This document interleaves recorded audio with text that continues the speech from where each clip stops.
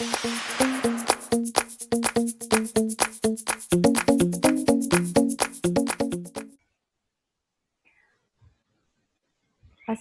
warahmatullahi wabarakatuh. Good afternoon. We are from Group 1 and we will presentation about configuring advanced service in school. Let me introduce myself. My name is Nadia Nursyibani and my group partner is Wahyu Adi Pamukas. And let's we start the presentation. First, DNS service. Domain name system is a hierarchical and decentralized naming system for computers, service, or others resource connected to the internet or a private network. We create two zones. The first is primary zone. This is smin1.id, and there is pemberitahuan acara penerimaan guru and murid, and the secondary zone is ujian.smin1.id, and there are nilai ujian, and then kelulusan.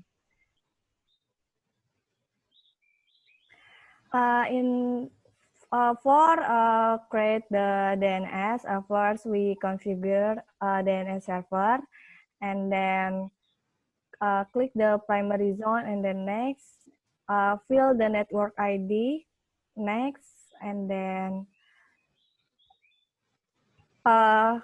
finish the step for the zone, and then right-click the DNS smin1.id, and choose DNSSEC and select sign the zone.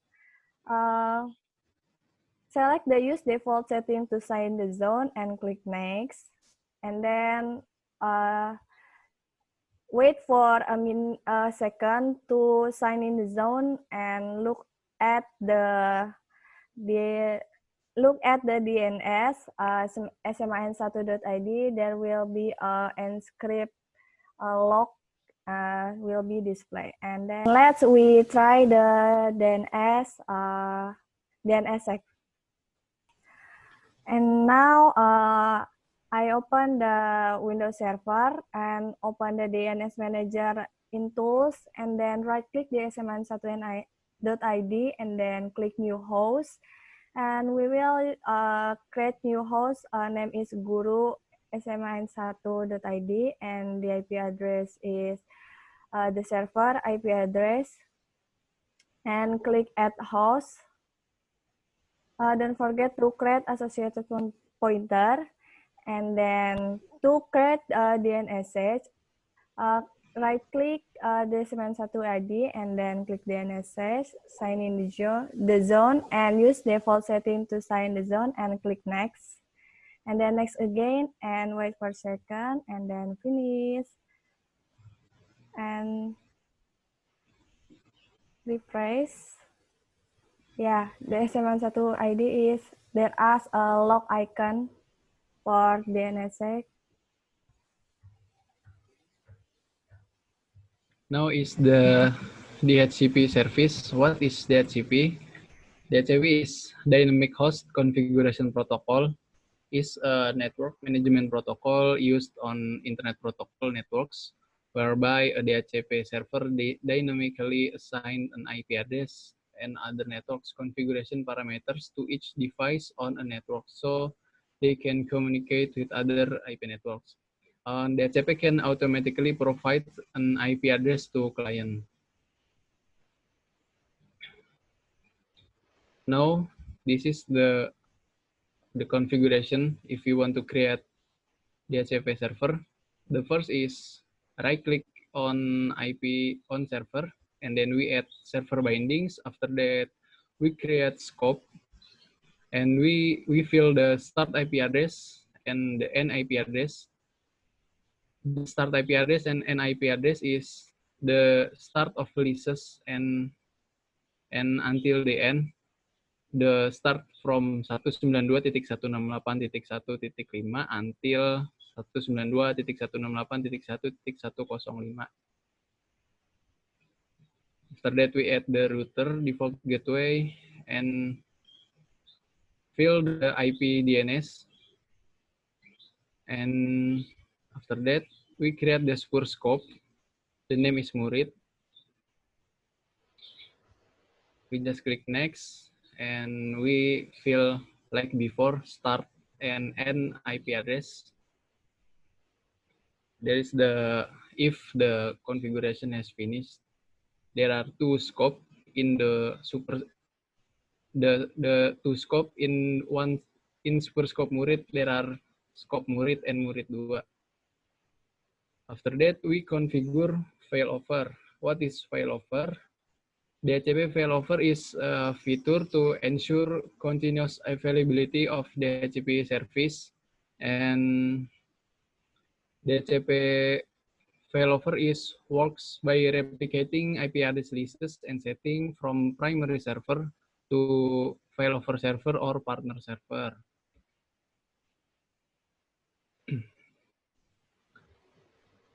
After that, we check in the client what if the DNS server was setting. Now we try to Windows Server and client to check the DHCP. Okay. Now in client, we just click open a network sharing center and then open the properties and change the IPv4 to the obtain IP address automatically, and then OK. And we can see the DHCP enable is yes, and we get the automatic IP from the DHCP server. And then we look at the server. This is DHCP address pool. The IP is start from 192.168.1.10 until 100, and this is the client before we connect the client to the server DHCP. And then we create the failover. First, right click and configure failover, and then click next. In partner server, we fill the IP address partner server, and then click next. In the failover, there are two settings. The first is load balance and hot standby. Load balance is if the service load with setting, the example is 70%. If the local server load the service more than 70%, so the DHCP service can moving to the partner server. And the second is hot standby. If sometime the primary server get the disaster like earthquake or tsunami and others, so the full DHCP service can be moved to partner server. Next is IP address management or IPAM. IP address management is a method used to plan, track, and manage information with a network's Internet Protocol address page. Using IPAM software, administration can manage the repository of assignable IP addresses, stay up to date. And next, to create IPAM, we just click in the left pane IPAM, and then provisioning IPAM, select Windows Internal Database or WID and click next, and then select group policy base and fill the name and then click next, and then confirm the provisioning IPAM and click next. And if the provisioning IPAM complete, and then close.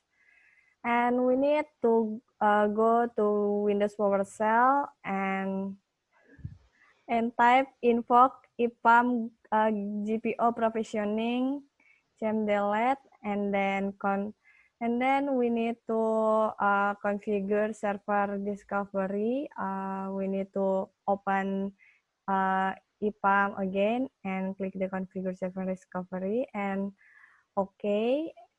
And then there is EPAM server discovery task, and wait it for a minute to complete. And open the services in tools, double click the Windows firewalls, and then stop the Windows firewalls, and then click the Windows Event Collector, and start the Windows Open Collector, and then click the EPAM and right click the EPAM, then select Edit Server. We change manageability status into Manage and click OK and refresh the EPAM IPv4, and then the EPAM is unblock, manage, and the blue icon checks if it's success. And we look EPAM in Windows Server. Now I open EPAM in the Server Manager and then click Server Inventory. There is EPAM success, create, and then open the DNS and DHCP server for look what DHCP and DNS running in EPAM, and then click the DHCP scope for look what scope running in EPAM, and we can manage it. And open the IP addresses in the IP address block. There is the client connect into the servers, and there is a read by EPAM, and we can edit the IP address and create the DHCP reservation, and the DHCP is never changed for that client. Now is Active Directory domain service. We add the child domain. And what is Active Directory? Active Directory is the cornerstone of every Windows domain network. It stores information about members of the domain, including device, user, and verify their credential and defines their access rights. There are the root is sman1.id, and the sman1.id has a child domain. The name is ujian.sman1.id. Promote Active Directory in Add Roles and Features, and then click Next. And in this Active Directory, we select the deployment to add a new domain to an existing forest, and select the domain type is child domain, and fill the parent domain name and the new domain name. After that, we change the credential to the parent domain credential, and then click next and fill the password, and then next again, and then click next until the process is finished.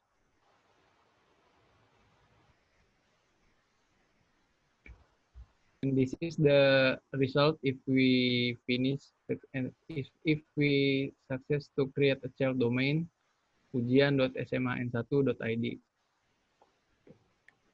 And next is Active Directory Right Management Services. Active Directory Right Management Services are known as RMS before Windows Server 2008. It is a server software for information right management with Windows Server. And next, after install the Active Directory Right Management Service, we click the Perform Additional Configuration and click Next, and then select Create a new ADRMS root cluster, and then Next, and select the Use Windows Internal Database on the server, click Next, and domain user account, we type the primary server is SMAN1, and then the user for RMS, and then click Next. And then specific cryptographic mode, we choose the to mode and click next. And select use ADRMS Central Manage Key Storage and click next. Fill the password, click next. And choose the default website. And then select the use an SSL encrypt connection and fill the fully qualified domain name. Next. This is a certificate, server certificate.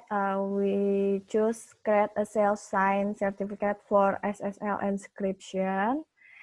And then the name is server 3 and click next. And select register the SCP now and click next. And then install. This is the result for installation. Active Directory Right Management Service is complete to install. And we need to open the Active Directory Right Management Services in Tools, and then there is security alert. We need to click yes, and then wait for Active Directory Right Management Service add, and this is the display for Active Directory Right Management Service. Now is the disaster recovery. We use the scheduling backups. The backup schedule determines how often your data is backup and the backup media you will require. And from backup data, we can save the data from an accident like disaster. And how we create the scheduling backup. First, in the Windows feature, we add the Windows Server Backup.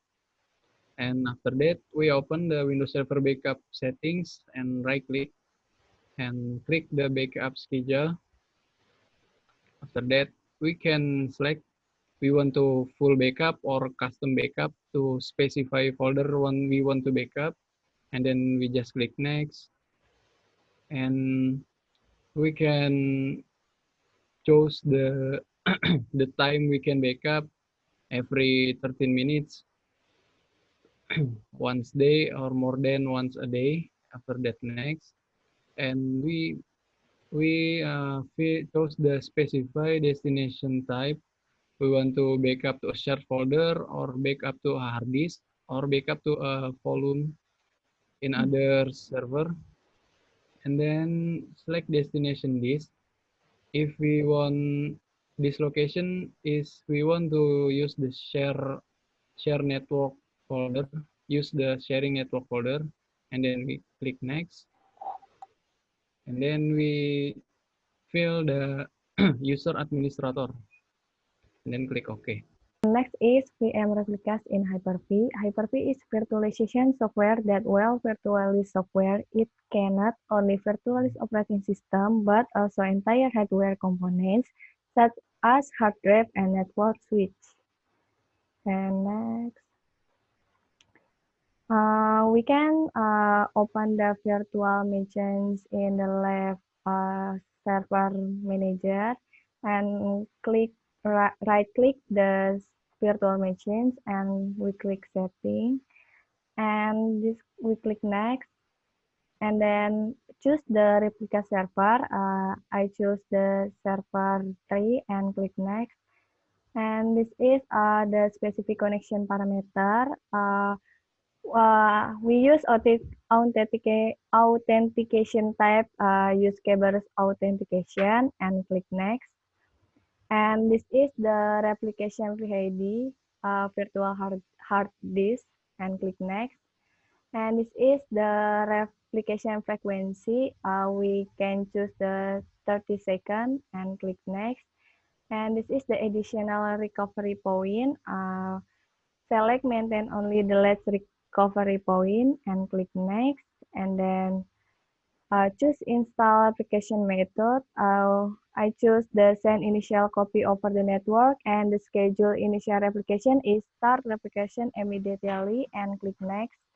And then completing the enable replication wizard, we click finish, and then right click the virtual machines. We can view the replication health. This is the health of replication. The replication health is normal and the replication state is enable. Now is network file system. Network file system or NFS is a client server application that lets a computer user view and optionally store and update files on a remote computer as though they were on the user's own computer. By using NFS, we can transfer file between computers on Windows or with the computer non-Windows like Linux, Unix, and others. How we create the NFS? First, we add the server roles and check the server for NFS, and then we click. After we finish the installation, we open the file and storage, and then we click new share, choose NFS share quick, and then we select a volume. We can share the location by the directory custom path or the default. After that, we click next. We in the authentication, we choose the Kerberos V5 authentication, and then we click next. And share permission, click add, and check the all machine and change the permission to read or write, and then click next. And this is the result if we success to create the NFS. And there are our presentation, and thank you for your attention. Assalamualaikum warahmatullahi wabarakatuh. Waalaikumsalam.